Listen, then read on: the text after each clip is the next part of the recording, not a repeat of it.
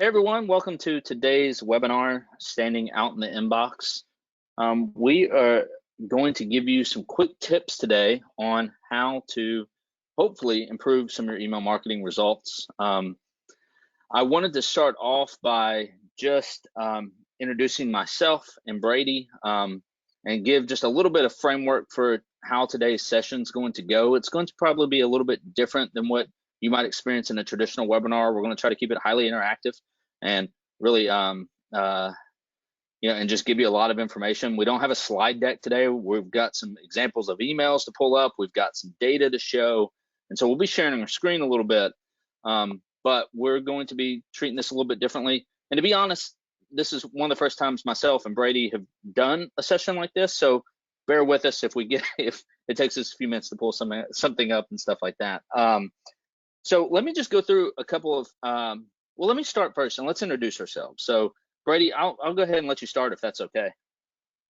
Sure thing. So my name's Brady. I'm in the process of moving. That's why you can see my bed and box spring here.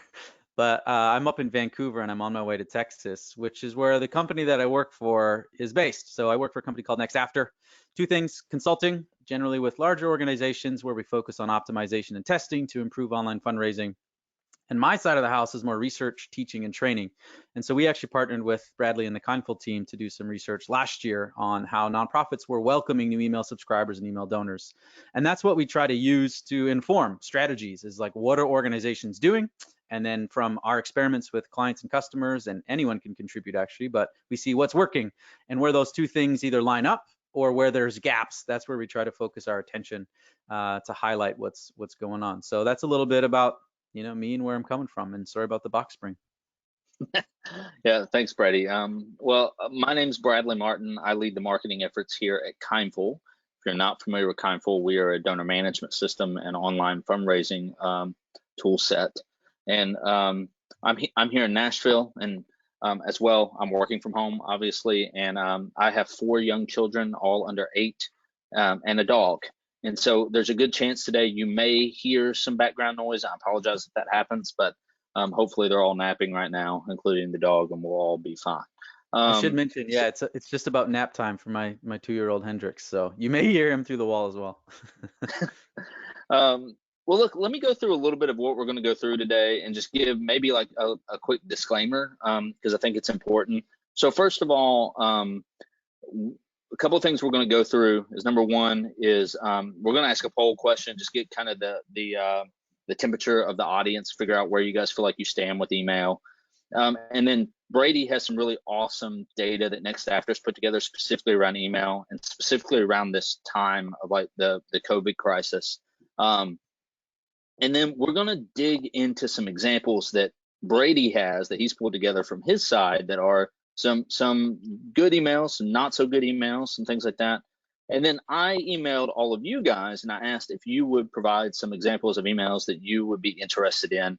I sent that email out at 4 p.m. yesterday. And so if you registered since then, sorry, I didn't get a chance to get that email out to you, but now we've got a little over 30 emails. I don't know if we'll be able to get through all of them, but we're going to kind of use Brady's gut reaction, if you will, to these emails and do kind of a rapid fire. Give us your feedback from your 5 to 10 second review of these emails. So we'll try to get through as many as we can. And then we want to use a big section of this time to say, ask us anything that you want really about email, right? And so we're going to dive into that at the end. Hopefully we'll be able to leave quite a bit of time for that because I think we typically get some just really great questions. On that note, to ask a question, go over to your GoToWebinar control panel. You'll see there's some tabs you can open. There's one for questions. Just click on that. You can type your question there, and I will be reviewing those questions throughout. You don't have to wait to the question section to ask a question. If you see us going through something or find something interesting and you want to learn more about that, just drop a question in there, and I'll do my best to interrupt Brady every now and then and ask a question if I think it makes sense during that time period. So the disclaimer, and I think Brady may want to add to this as well, but what we're not going to give you guys today is like a template for the emails you should be sending during this time or even after this. What our goal today is just to share with you some points, tips, some things that we've learned through working with thousands of organizations and both being heavily involved with email in our careers, to try to just give you some feedback that you might be able and some ideas that you might be able to test. Because one of the things we know is that every email list is different, every organization is different, and things like that. So what works for one organization may not work for another. And so I want to be really careful about that. We're also going to probably talk a lot about coronavirus messaging in this. So if you're watching this 6 months from now, this is kind of in some ways advice. I had to look at my phone for the date on April 21st, 2020 to tell you what we see going on today, right? So I just want to be a little thoughtful about that. Last thing, we are recording this session, so if you want to provide it to a friend or a colleague later, you can feel free to do that. So Brady, before I throw up the poll, do you have anything to add about that? No, two things maybe. I think one, we can overvalue kind of these times. And what's interesting is we accumulate more data. I think what we're seeing is what was good fundraising 6 months ago actually continues to be good fundraising, or what was good communications continues to be good communications. It's not like something crazy, even like a global pandemic happens, and then all of a sudden everything we know about humans and messaging just goes out the window. That's not true. So when we go through these emails, yes, it's kind of relevant to where we are today, but I'm going to try to highlight the principles that we've seen work, months ago, right now, across many organizations. And so just to reiterate Bradley's point, like it's not about a template, but templates change, tools change. If you can understand the principles about why email works or why messages connect, then you can translate it to different tools and incorporate it into different templates. So that's what I'm gonna try and do as much as I can. So let's get to it. So as Brady says that, I'm going to launch a poll that's very specific to the last 6 weeks. And so I'm throwing up a poll here. You should see it pop up on your screen. I'm asking, how has your email strategy changed over the last 6 weeks, right? And so the first one is, we are email ninjas. We just needed a few minor changes. Second is, we use email often, but still needed significant changes. Third is, we use email lightly, and now we're scrambling to figure it out. I ran out of room to put the words figuring out in there. And then lastly, we need help. We don't even know where to start. And so if you could just jump in there and provide us a little bit of those thoughts. It looks like a handful of you. Make sure you select the one and you hit submit to get it in. I'll give it just another few seconds here, and then we will review the results together and see where everyone stands. So it looks like about half of you have filled that out. Give you just another minute here. All right, I'm going to go ahead and close it up, and I'll share the results. Do you see the results, Brady? Yes, sir. So it looks like 54% of you said we use email often, but still need significant changes, right? And then 22%, the second one is, we use email lightly and now we're scrambling. It's really refreshing to see that only 8% of you felt like, you need help. We don't even know where to start. I think that's good to see. And then kudos to you guys who, are ninjas. I don't think this is really surprising. I do think, across the board, email marketing is highly used, but there are things around messaging we had to be thoughtful of during this time. And so, all right. So as the next step, Brady, you guys have been collecting some really interesting data. You have it on your website for everyone to view. Do you want to go through a little bit of that and just see? I think it's great to start off with some of the trends you're seeing. I will say one of the things that's been most interesting to me, and you guys are breaking down the data really in an interesting way, but I will say on the Kindful side, what we have seen is it's not necessarily email related, but online fundraising related. Kindful has over 2,000 nonprofit organizations that use our online fundraising tools. And in the last 4 weeks, we have seen online fundraising double in both the amount of transactions and the total dollar amount given. Almost directly correlated, double what we have been seeing on average all by week all year. And furthermore, like that's not just an anomaly. Like these 4 weeks have been the top 4 weeks we've seen. And so, so I do think it is clear that we are getting a lot more funds given online, which again isn't surprising with people being at home, not being able to meet in person, all those things, and events being canceled. But what are you guys seeing specifically as it pertains to email, online giving, stuff like that?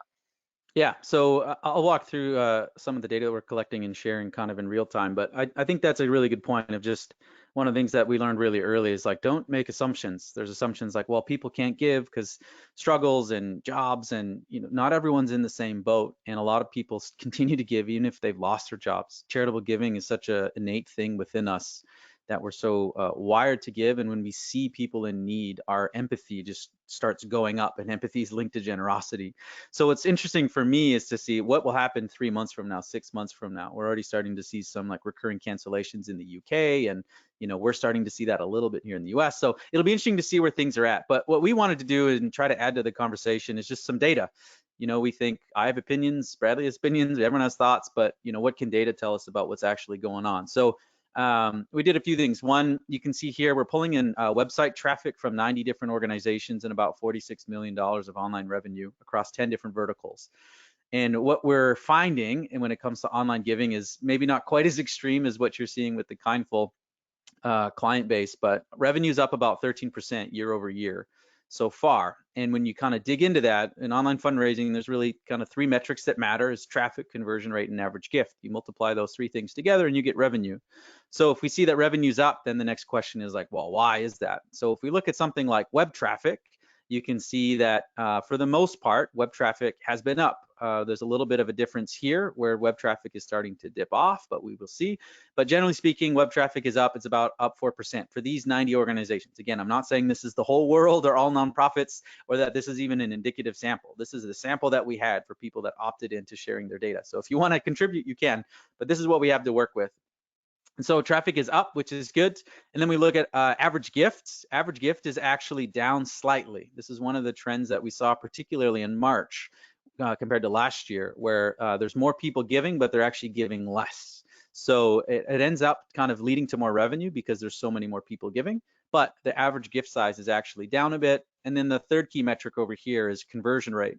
And you can see that conversion rate in February and March was kind of going up, and it continues to go up in April, although this April wasn't quite as good as last April. So when we look at the year to date so far, we see that traffic is up, conversion rate is up, and average gift is down slightly. So that's what contributes to kind of the 13% increase in giving. So that's kind of some data around giving, but where this initially started is we took emails that we had, email samples, and started looking at email volume. So we track emails all throughout the year for different studies, again, like the one we did with Kindful. And we just tracked 156 organizations here and said, what emails have we been receiving and how has that changed over the past bit? So you can see here from the start of the year, you can see that email volume has continued to trend up, and look at its spike here in kind of the middle of March and into April. This is an incomplete week here, so don't take this sharp drop off. That is not a sharp drop off. That's just it for now. It'll change in a little bit. But we see a significant increase in email volume. When we look across the verticals, and this is a lot more of a representative sample, we can see that pretty much every vertical has been increasing their email volume, some significantly so, like international, and some less so, perhaps like foundations or things like that. But pretty much every vertical that we have in the study seems to be increasing their email messaging. We started looking at how are they mentioning COVID or coronavirus, and you can see early on very few organizations are mentioning, and now a high percentage, 65%, 62%, 69%. The majority of emails that we're receiving from these nonprofits are mentioning COVID or coronavirus or something like that in some way. And then the other thing we wanted to look at is, Brady, so go real ahead. quick on that. Sorry, real quick on that. Is that Yeah, in the whole message or is that just in the subject line? whole message. Okay, great. Yeah, whole message. And that's, we also looked at the email mix. So what, cultivation, newsletter, solicitation, how does that change? And that's what this graph over here is trying to say. And what's interesting is while email volume's going up, the mix hasn't really changed that much in terms of percentage of solicitations versus cultivation and newsletters from these organizations. So volume's going up, but the ratio or the mix is pretty much the same as well. So that's kind of interesting to see what they're doing. And then if we flip back over to the data side here and our online giving tool, you can actually look at by channel. So in this case, I've pre-selected it to look only at email. So again, this is where your data and having really good Google Analytics in particular is great. So you can filter in by which channel is up, which source is up, which referral, where are they coming from. So when we look at email, and we can go through those three kind of metrics again, you can see that email traffic is up quite significantly. And that's because we saw email volume is up. Email volume goes up, email traffic generally also goes up. So the worry when you see more volume is, well, what's engagement like? So we don't have open rate and click-through rate data, for example, but we do have things like conversion rate data. And we look at conversion rate data from an email traffic source, you can see that this is also trending up. So it seems like we're not compromising engagement or conversion even amongst the high volume, which is a really positive sign. And then things like average gift, you can see again in March, the average gift was a pretty significant drop, especially for email, but April seems to be rebounding a bit. And for the year, average gift via email is pretty flat, a little bit down, but traffic is up and conversion is up. So email revenue is also up for these 90 organizations. So again, the summary is generally, oh, go ahead, Bradley.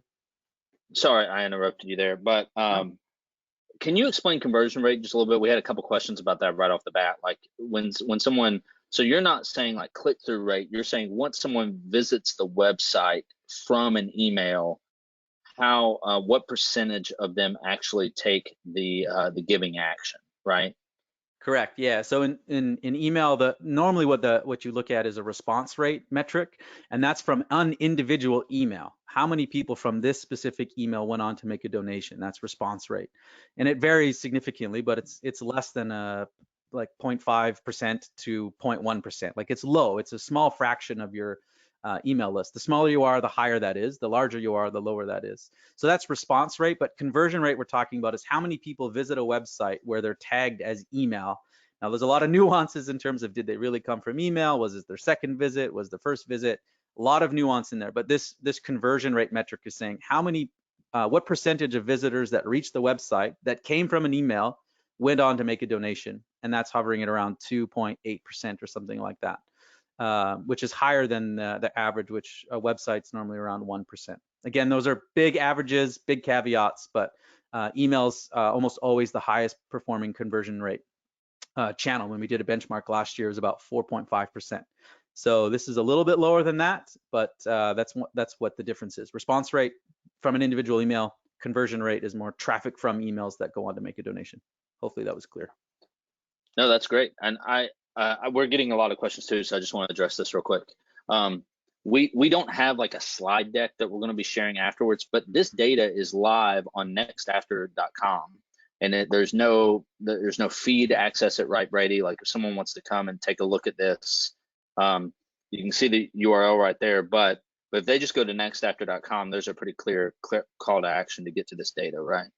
Yep, and we're updating the email volume in real time, so it should even update while we're on here, and then we're updating web traffic every week. So if you want to see, 2 weeks from now or whatever, you can come back and check this out. Okay, great.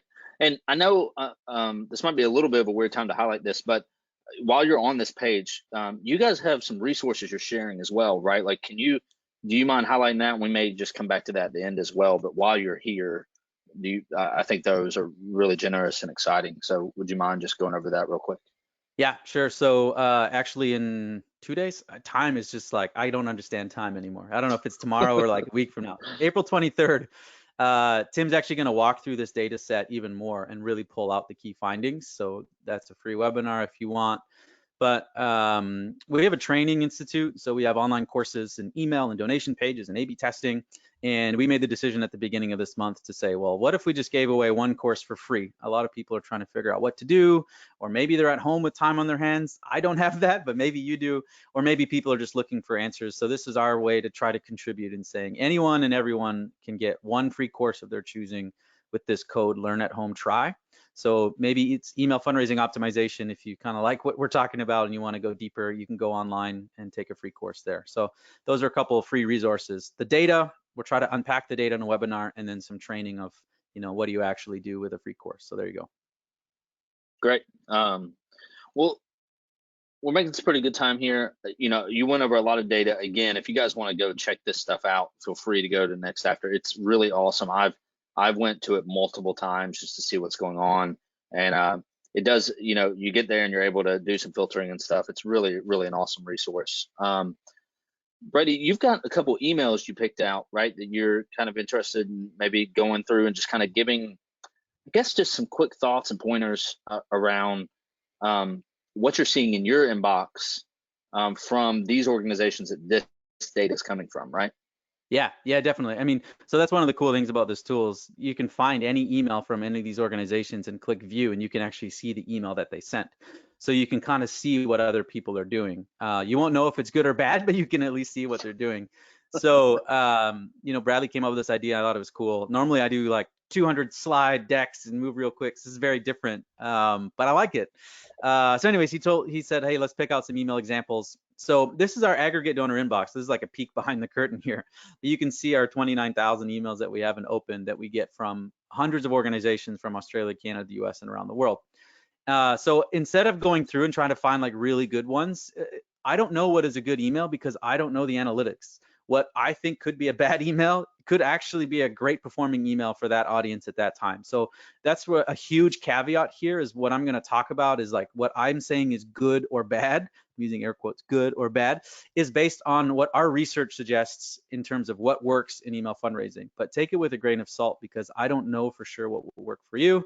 But I just picked 5 emails, and I'm going to kind of like walk through a couple here in a few minutes and call out those things that are good or bad and maybe some of the principles behind them. So one of the first things, this is a webinar, how do you stand out in an inbox? This is the first challenge. This is the first hurdle, is people get tons and tons of email. I just showed you how email volume is up. So they're getting not just nonprofit emails, but for-profit emails, friend emails. This is the first step of engagement in an email or on the kind of donor journey, is getting the open. And so the main drivers of this are 3 things. It's the sender. It's actually the number one thing that we look at when we triage our inbox, is we kind of scan this line first to say, who's this from? I like them, I don't like them, I trust them, I don't trust them, who it's from, and then subject line. So that's what this looks like. Our tags make this more complicated, but that's the subject line here.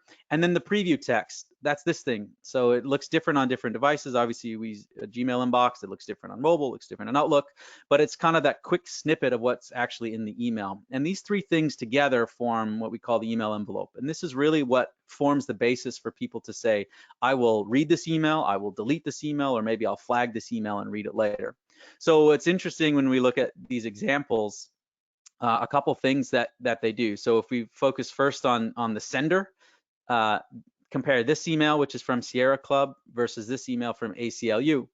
Now you might say ACLU, you know the name or the brand, or maybe you do, and then you're more likely to open or click, and you actually don't know who Michael Brune is. But what we've seen time and time again is email sent from a person, an individual with no organization name, increases the chances of getting an email opened. So when we send emails, and this top one is actually from a client of ours sent from Father David, it's a Catholic organization. From Father David, this is the approach that we often take for fundraising emails, is sending from a person with no mention of the organization at all. Sometimes people want to put in, name, comma, organization, and we've seen just having the organization name present can actually decrease open rates. And again, if we're using sender as a way to triage or process information of who do we want to get emails from, we generally don't want to get emails from brands and organizations, no matter how much we like them, because brands and organizations typically are like asking things from us as opposed to kind of showing value. There's innate value in human in conversation, and sometimes there's innate non-value in brands and organizations. So that's one way to actually kind of cut through the clutter. And what we found is only about 20% of emails that we receive come from an individual. The vast majority are sent from an organization, just like the ACLU does here. That's what most organizations are doing. So it's a way to stand out. We've seen improved deliverability when sent from a person, and it's also a way to start fostering more of this human connection, which I'll get into once we get into the emails, which we found is really, really important for engagement. So want me to dive into some of these emails here, Bradley? Do you have any questions on preview text, subject line?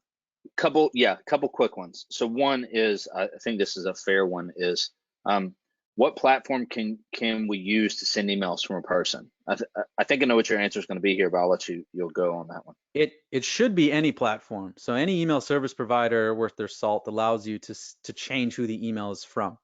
So MailChimp, HubSpot, Constant Contact, any of these email tools, you can change who the email is from, both the name of the sender and who the email is actually from. So if I actually click into this, you can see that the sender is Father David, and the email that it's from is mammy@oblates. So it's not Father David's personal email. It's some kind of email that they use to send emails, but it's given to Father David.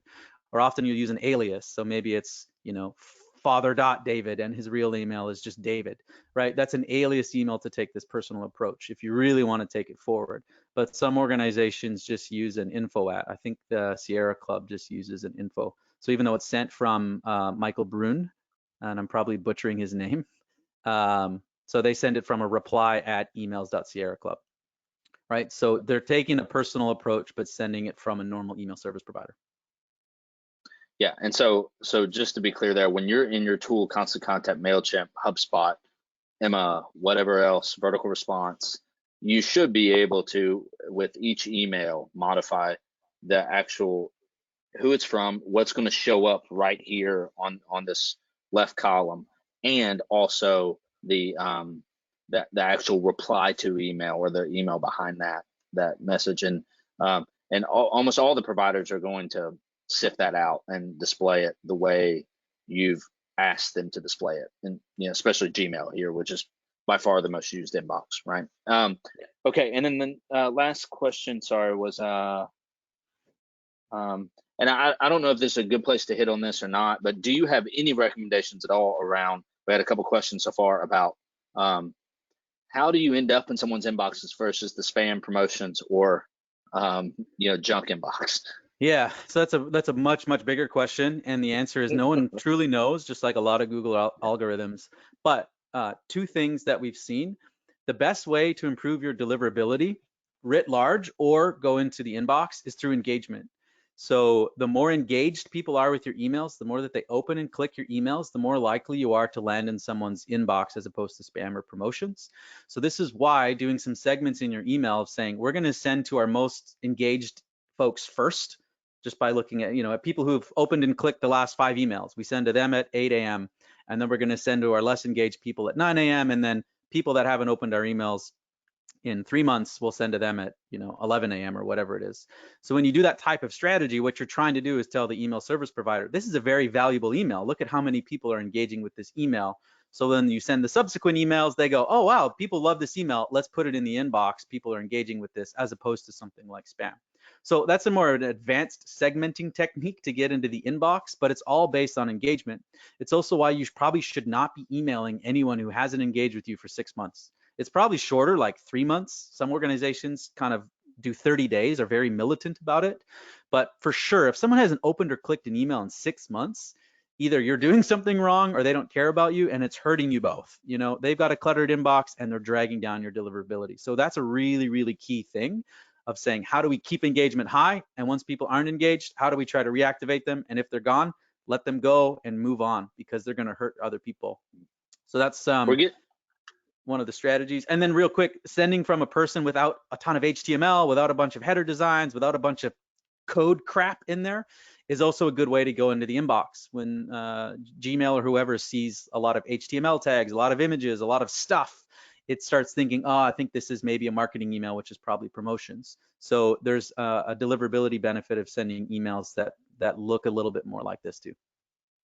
Great. Well, so let's jump into some of these examples. We're at halfway through our session today, so I want to make sure we leave some room. We've been jumping into some questions. I want to say, guys, you guys are submitting some great questions. We are not going to be able to answer all of them. Some of you are getting really deep, and I understand, and we're going to try to get to as many as we can throughout here. But I want to get into some of these topics and some of these examples, because I think we might answer some of your questions throughout. So take it away, Brady. Let's jump through these 5, and then let's get through. I'd love to do kind of this rapid fire. I think it's going to be eye-opening. So let's dive in. Yeah, we won't go through all 5 because you start seeing some repetition. But I started with this because this is a client of ours, and this is basically what we teach and train for the most part, because we see this to be the most effective route, and very few organizations do it. So you'll see it's no design elements. It's very plain text, but a couple key things that they did here. So this is a Catholic organization, and what you want to do in the introduction is provide some sort of relevance and connection.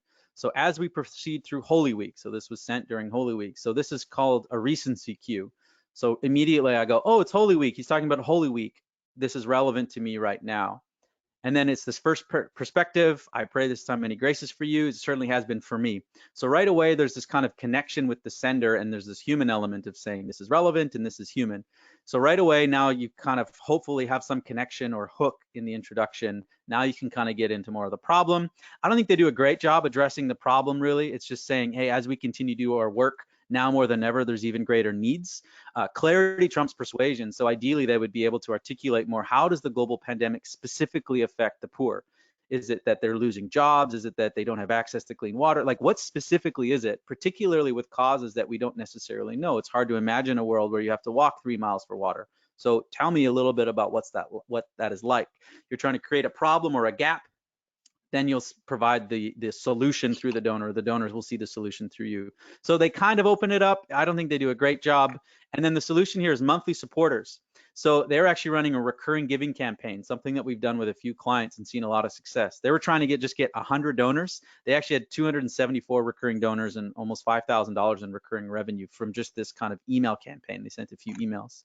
So they open up the gap. They say there's more problems than ever. But what else is really interesting is that they're adding some urgency and incentive here. So one, when you become a monthly donor, this is what you'll get.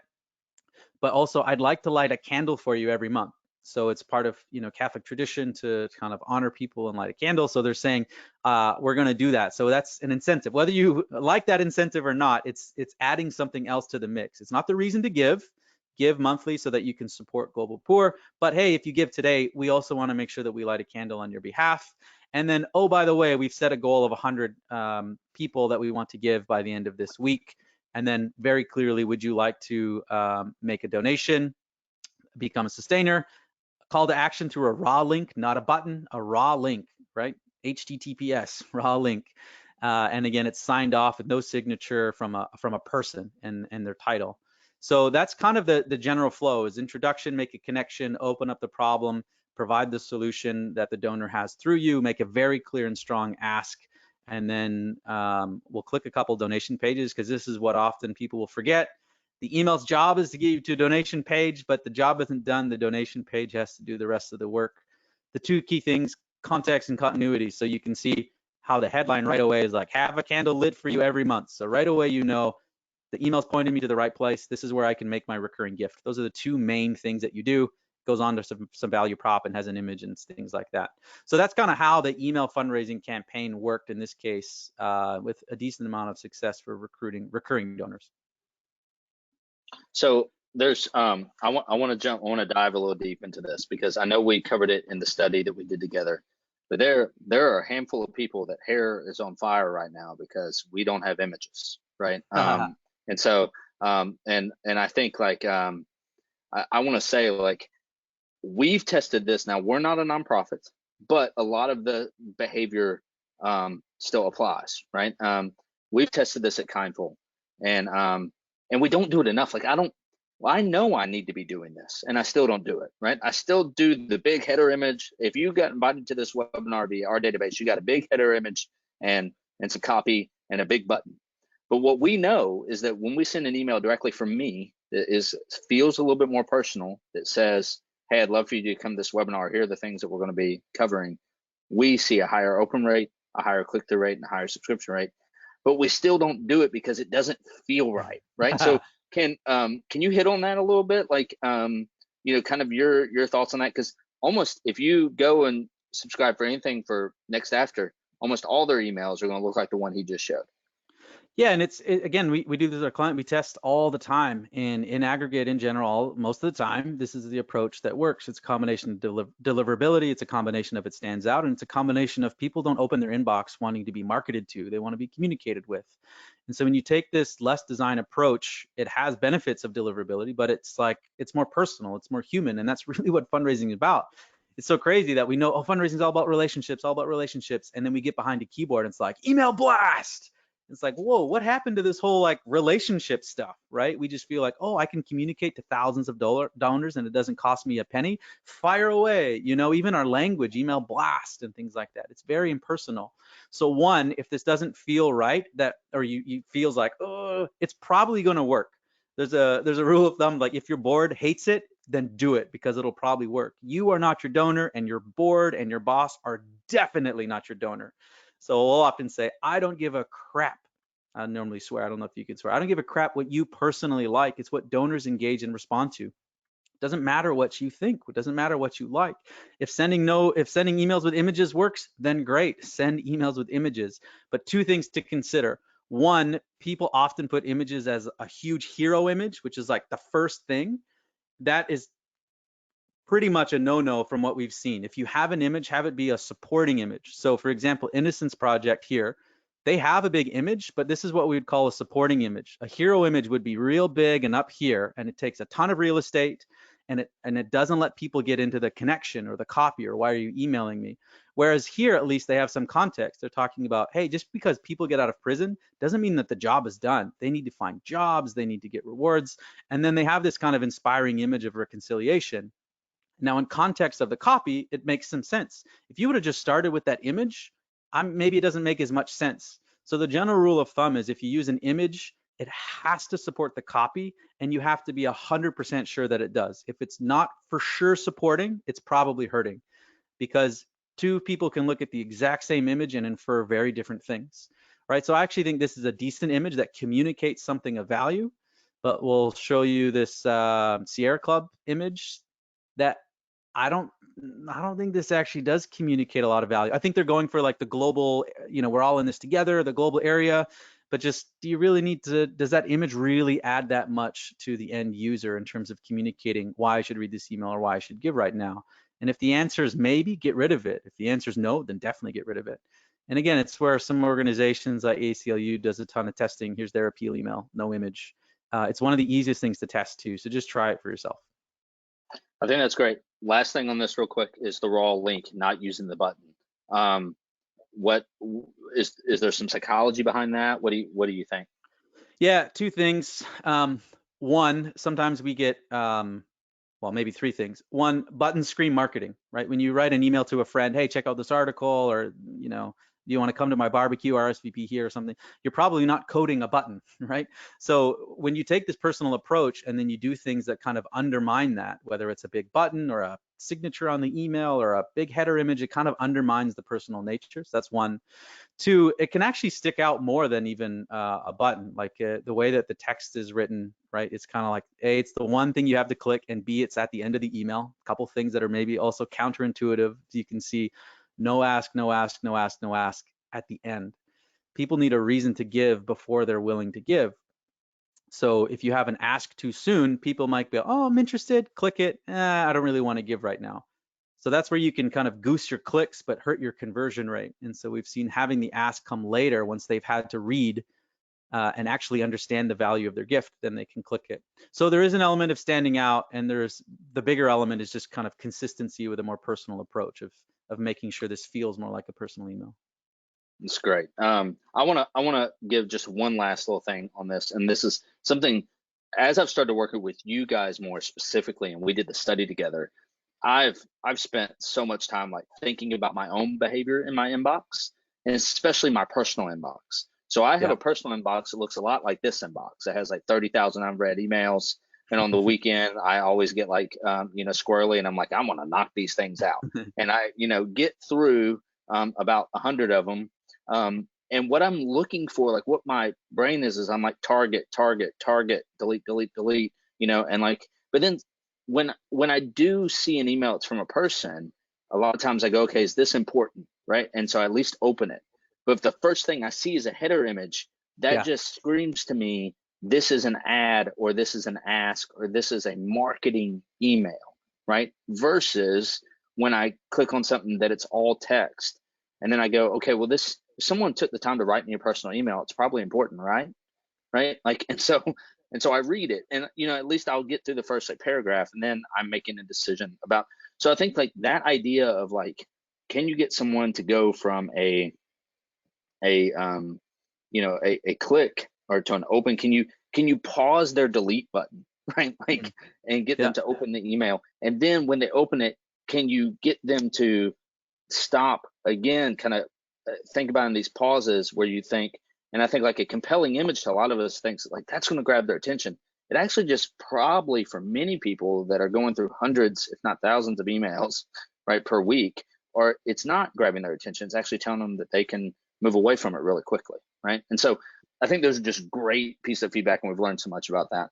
All right, I know we've only got, how much more do you want to go through here? Should we jump into the other inbox? You got a couple other key things you want to go through real quick? I won't go through all emails, just let me point out a couple things of like how this could be improved. One, like the view in browser is, again, a dead giveaway that this is a marketing email. If you need that or have it, can you put it at the bottom, for people who are having difficulties? Or even what we've seen, if you have your logo, maybe don't have it be the first thing. Can it be smaller? Can it be at the bottom? Something like that. The reason why I pulled out this Charity Water email is it's not like a lot of their Charity Water emails. It's very personally written from Scott. Very simple, kind of like letterheady feel, very human, very personal. It's a great cultivation email. No ask in it. Maybe they could have a soft call to action like, I'd love to hear from you. How are you doing right now? That posture of like community and engagement is really, really strong. It's just kind of saying you'll hear from us in the future about something else. But you can see how this was, this is one of the most heavily branded, designed charities in the world. And this is about as far as they can go to, like a stripped down email. But it was, nice human size email. The Sierra Club one is neat because they're actually fundraising for other causes. So the whole idea of like, how do you be relevant and how do you deliver value to your donors? Well, Sierra Club is saying, you know what, we're kind of impacted, but we're really not on the front lines. So what if you gave today to support these organizations that are on the front lines? And you may be like, what are you doing fundraising for other nonprofits? But I will guarantee you this will build donor loyalty in ways that you cannot imagine. And people will give gifts to them by saying, thank you so much. People will be more loyal. When you give, you receive. It's this element of reciprocity, this open-handedness. And the concept here isn't how do I make the most money, but how do I help communities and worlds right now? And I think it's such a cool approach and leadership of an organization to do that. And then one other highlight here, just when it comes to the ask statement, all these emails are a lot of them use an incentive, right? So the Father David one is like, 100 people by the end of this week. Would you give today? This says a matching gift, $100,000. Deadline is March 31st. And then if you go to the donation page, you can see that they have that emphasized again of saying, all one-time gifts will be matched dollar for dollar up to March 31st. Context and continuity. What you should be able to do is write up your subject line, write your email, show the donation page, print them out, put them on your wall, and they should all work together. To your point, Bradley, that is a little yes. Do I want to open it? Do I run it? It's just a bunch of small yeses, and then it leads to a big donation. So happy to kind of stick around and answer more questions or these samples. You can go into our research and go through them yourself. But let's get to the questions and the other ones that you pulled out. Yeah. So so I'm going to share my screen now. So give me a second as I switch over here, and I'm gonna try to do two things at once. It's very dangerous. Oh boy, but look out. Share my screen. Make sure I get the right screen shared here. Screen 2. Yeah. Okay. Show my screen. And so, so do you now see my inbox here for the CVSA? Oh, okay. So hold on one second. So before we get into that, you said one thing I want to pull out. And you said it really quickly, and I had to jot down because I thought it was just brilliant. Is that clarity trumps persuasion, right? You said that earlier. And I feel like I use the term a lot that like relevance is the most important thing you're looking for, right? Is that that I'm sending an email to someone not because my organization has a need or wants something to get across, but I want to provide value to that that reader, right? And I think like in relevance to that reader. And so to break that down into really simple terms, you might say, well, Bradley, like that doesn't make any sense if I'm asking for a donation, but I think it actually really can, right? Like how can people get a sense of endorphins and empathy and all these things by giving a gift? Like giving a gift, if I'm so bold of saying it, is a little bit of a selfish thing. Like we want to do it because we want to feel good about ourselves, right? And so like it's not selfish, but like it gives us this feeling of doing good. And so I just think that like the relevance comes in with me sharing the amazing work we're going to do with the funds that you're going to give, right? And if someone's given, like if you have multiple programs and someone's given to a specific program in the past, you may want to double down there before you think about introducing another program, right? Like if someone's really passionate about that program, right, you might want to think about continuing to segment and creating really relevant content around that program specifically. And so I just thought that was really great, this clarity trumps persuasion kind of thing.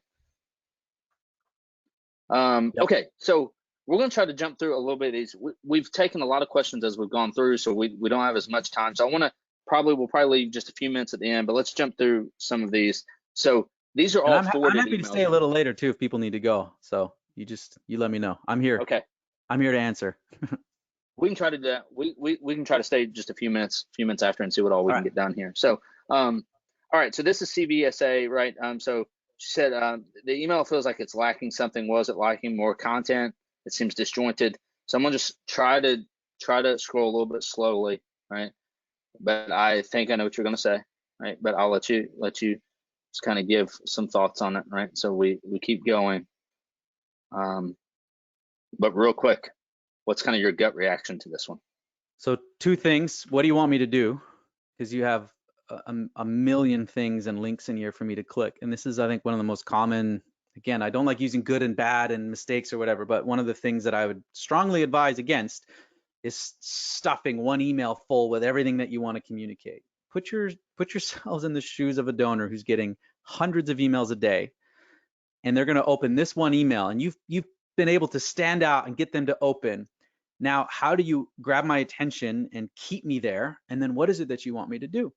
So right away, right here, that background is going to hurt your deliverability, guaranteed. It's so heavily designed, it adds no value. You maybe think it looks pretty, maybe people don't think so, but I don't think it adds any value and will probably hurt your likelihood of getting in the inbox. So I'd remove that, streamline the email. But look at right here, we're halfway down the page, and I know about the Louvre, but otherwise, like, you're done. You know, potentially you lost me already of just saying, I don't have time to read this thing. What are you telling me about? So instead of sending one newsletter with tons of content, could you send 2 emails with half as much, or ideally 4 emails with a quarter as much? So that type of approach is the one that generally wins over time. You may see a small bump in unsubscribes immediately, but your email engagement and health will go up over time. That's great. Okay, we're going to keep going back here. So this Joseph says this is his. Sorry, I went back to. This is I think their welcome email. It's a draft of their welcome email. So what do you think about this one a little bit more? So it's this is what. Yeah, again, what's tough is when you just look at them, then you're really only giving kind of design advice. But 2 things. Yeah. One, the centered text I find kind of odd. And it's going for more of that personal approach. So one, I'd say, can you make the logo smaller, much smaller? Put things over to the left and have it look like an email. People do this. Scott Harrison did it in his charity water email, but the digital signature thing, why do we do this? I think we just started doing it because. Well, I don't know if this is just me, but I feel like I may have lost Brady there a little bit, or maybe you guys have lost me. I'm going to continue to give a little bit of the thoughts here. Hopefully, we're not crossing over one another. I'm going to send Brady a quick message and just let him know that I feel like I have lost him.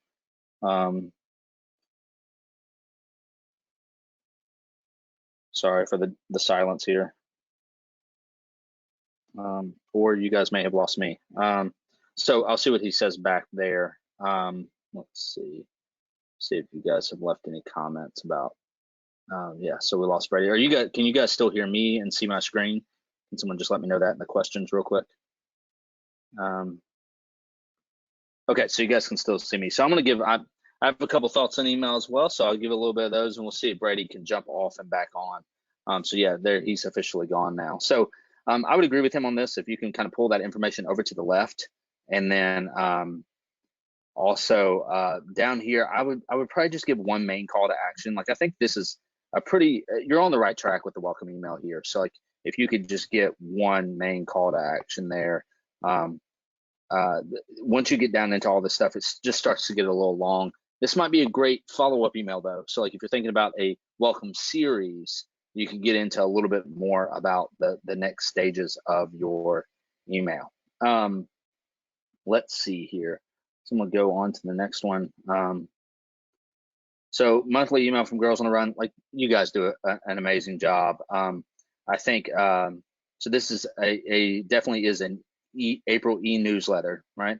So what is happening now? Again, I think it would be really interesting for you to test out what it would look like if you removed this header image and just made this seem like it came a little bit more from maybe just from Amy. So like the from is Girls on the Run, Michiana. Like if you could make this just from Amy and see if you can get a few more opens, and then start it out where it feels like a letter from Amy, you might see a pretty big lift there. I think the video is great. And then, giving this additional context, I think is good as well. I will say, like, again, with a newsletter where you're trying to pack in a little bit more information, pick the 3 or 4 things you're trying to share and like just focus on like what are the top 2 or 3 that you really want to get across and get those across. But I definitely think putting the links to into video is really great. Let's see, let's move on to the next one. I'm not going to be able to get through all these guys. Let's see, that one doesn't seem to have come through quite so well, so we won't skip over that one. So again, imagine if I'm actually opening this, it's going to open like this on my screen. So what you're going to see initially is really just this big logo up here, and then this. So if you removed all of this, you could get right into your message a little bit further. And then you get quite a bit of information down below. I don't necessarily know exactly what tool you're using to send this, but you can see in Gmail, it's really showing quite a bit of, it's spreading across the whole screen, and it becomes a lot of content and kind of hard to read. Your eyes got to jump from left to right. But maybe a quick optimization would be just starting with this on just the white background without the blue background, and see how that could perform. I know I'm giving some quick feedback here. Sorry,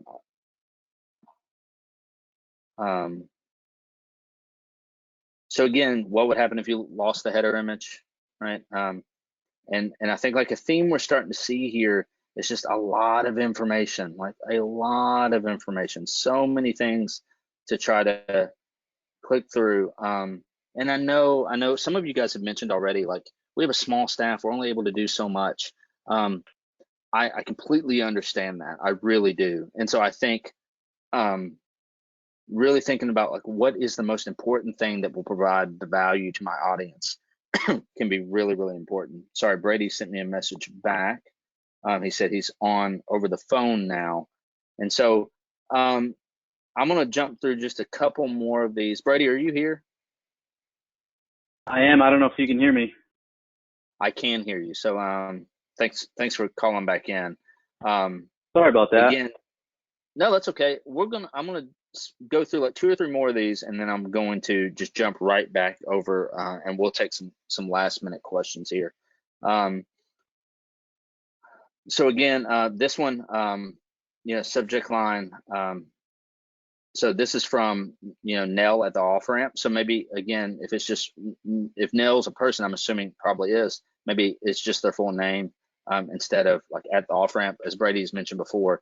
That just adding the at the off ramp can really actually lower your open rate.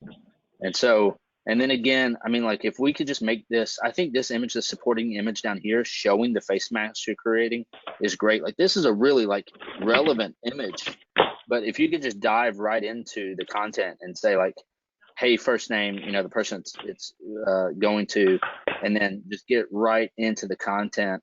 And then, this donate here is probably not too bad. And then, and I love PSs in emails personally. I think they're really a great way to get people like to pay attention to something that isn't your main call to action, but could be a secondary, where this one says, PS, just reply to this email if you have any questions about any of this. Like, I think that's a great, opportunity to say, hey, if you need more, just respond to us. So, I know you guys sent a lot over. I may try to spend a little bit of time, don't hold me to it, going through and just giving you guys a little bit of feedback on some of these and see if we can get you just a little bit of additional feedback on things you could try. I know some of this stuff feels uncomfortable, like some of the stuff we're suggesting, but Brady and his team have analyzed Brady, thousands and thousands and thousands of emails over the last 4 or 5 years. what, probably Yeah, thousands of hundreds emails. of email experiments, and then reviewed kind of like thousands of emails across all kinds of organizations all over the world. And so I think I think that you know, I want to give the caveat again. I know we're not giving you guys, and I know a lot of people like want to say like, how many emails should I send per week? How many, what is the template I should use? What we would really encourage you, just try some different things and pay attention to kind of those three key stats. Like, are you getting more opens? Are you eventually getting more clicks? And then are people taking the action you're asking them to take? Brady, two quick questions. One is, a lot of people have been asking about sorry, frequency. Sorry, that was a little bit hard to get that word out. Do you have any comments on frequency? For people as they start to think about that. I know that's, again, you can't say send Monday, Wednesday, Friday, but like, what are your thoughts on email frequency? Yeah, it's a much bigger, complicated one.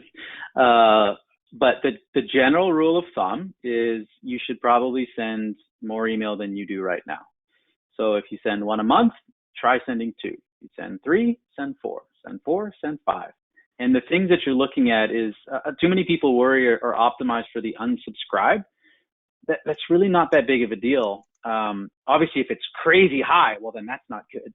But the thing that you want to avoid is spikes and unsubscribes and just like malaise. Just people fade off and stop engaging. And the one way that you get spikes is by not sending emails frequently enough. You send one a month, they miss a couple months. Now it's 3 months, they get an email and they go, I don't know what this is about anymore, and they unsubscribe. When we look at unsubscribe patterns, that's one of them, is asking too much too frequently. So when you get that mix wrong, if it's like all asks all the time, I know a client we were just talking to, is they send emails only when they send direct mail appeals, and that's pretty much it. That's a great recipe to have a terrible email fundraising program. So that's one of those emails is too much. So that's what's tough. But the general principle is, if you have a decent mix, so not everything's asking, you should be sending emails a little bit more frequently. Make sure you're not spiking subscribes, and look at engagement over time. Great. There are quite a bit of people asking about subject lines. Like we spent quite a bit of time talking about who the sender was and stuff like that. But the other two key things there were subject lines and preview text. What are your quick thoughts there? Yeah. Preview text is like sender's number one, subject line's a close number two, and preview text is a far number three. So the easy thing there is just be consistent, right? So if you have a personal email, often we don't do any customization on preview text. We just pull in right from the beginning of the email. If it's going to show like view in browser or HTML tags, you definitely want to remove that stuff. But the idea there is just be consistent. For subject line, that's its own session. But the thing that we try to focus on is how do you make this a conversation? So there's two real ways to write subject lines. One is kind of to show people that, hey, this email is worth opening. And then the other one is to say, like, this will directly benefit you. Like we really know you. And that's really hard to do. So that's why we say, let's focus on a conversation. So is this something of value or utility? Can you leave a little mystery so you don't give away the whole thing? Would you consider this is a subject line that performs well? Because it's like, ooh, what is this? There's an element of mystery, recency, right? So again, the Holy Week reference, you could put that in a subject line. One of the easiest things is just use you cues. So like, hey, Brady, use a merge tag and use my name, or just say the word you. Anything that makes it indicate that this is for me and it's not just about you. And then be authentic. Sometimes subject lines can come across pretty spammy, like, don't miss out, act today.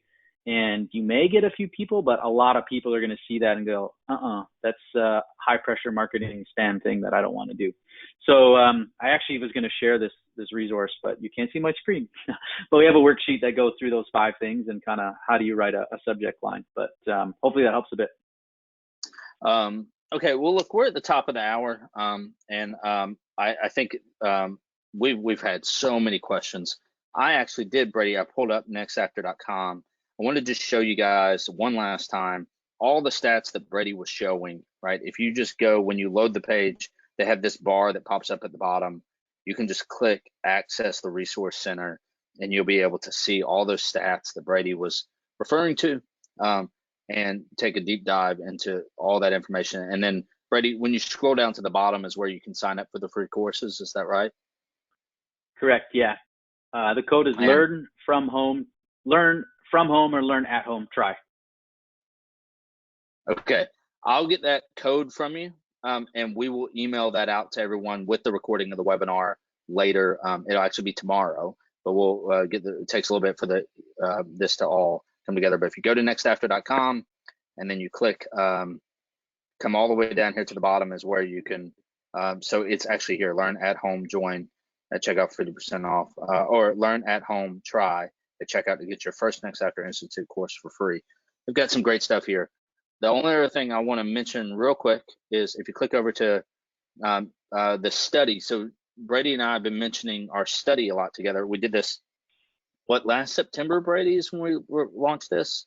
But yeah, we started last spring. But a lot of the stuff that we talked about today shows up in this study. And so we had I think it was 7 key findings or 9 key findings in this study. I think 7. But we analyzed 2,589 emails. If you just go over to cultivatingdonors.com, I don't remember the URL correctly, and you can download that for free. You'll get a really nice PDF with a lot of the information we shared today and some great tips for you guys to try out. So we'll share both those resources in the email, in the follow-up email that you can expect to get tomorrow. The last thing I'll say is, again, if you're looking for a donor management or fundraising tool, or you don't have some online fundraising tool things in place, we'd love to talk to you about Kindful. You can just check out Kindful at kindful.com. Brady, thanks for joining us today. Thanks for all your insight. I hope it was helpful for everyone. Do you have any parting words? No, just thank you so much for coming. Try something new today that you didn't try last week. Yeah, I think that's great. I mean, I would challenge you guys, just try some new things, try some of these things and see how it works for you. Even if you don't have a large database, like just do benchmarking where you go back and you say, my last 10 emails had this kind of open rate, and just start with something simple. Just change it from coming from, the org name to from, Bradley Martin, and see what happens, right? And just see, does your open rate go up a little bit? And that might give you some confidence to try some other things. And maybe it won't. And if not, then try something else. But keep, challenge the status quo a little bit. Well, thank you guys for taking the time out of your afternoon and coming and joining us. We really appreciate it. Hope everyone stays safe and healthy, and happy fundraising to all of you. We'll follow up with all the resources for you tomorrow. So thanks so much, guys. Bye-bye.